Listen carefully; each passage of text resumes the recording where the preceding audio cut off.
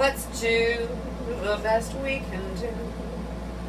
So while I've been sitting here, on break, I have planned out all 3 days of the week through New Year's plus some. So we are definitely moving forward. I've got a theme. I know what we're doing.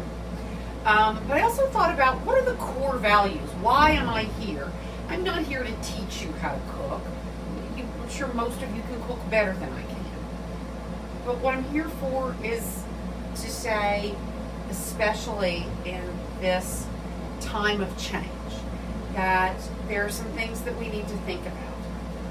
And the things that I have focused on, because I've looked at almost all of my videos going back, that I think it's an important time to be conscientious, to think about what our words and actions do in the world. And so if that means making sure that you have less waste in your kitchen, in your home, that you are more thorough about separating and cleaning things before you put them into the recycling, to show your respect and your love for the planet, for your world, for your community, for your neighbors, for your family, and for yourself. And that means respecting yourself, taking care of your health, your mental health, and your physical health, staying strong physically, following the guidelines of science.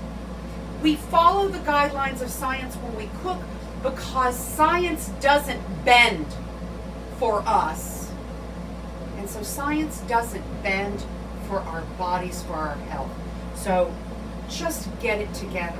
This is day 134 or 7. I can't remember. I counted it up the other day. Almost 140 days I've been here with fewer than 10 people to communicate with. Get it together, people. We could have been done with this, but now we'll be here this time next year. So, and as I read, we called, a 15% drop in GDP the Great Depression. What do we call 33% down? If you want the economy to restart, wear a effing mask, motherfuckers. So, sorry. So, one thing I'm going to point out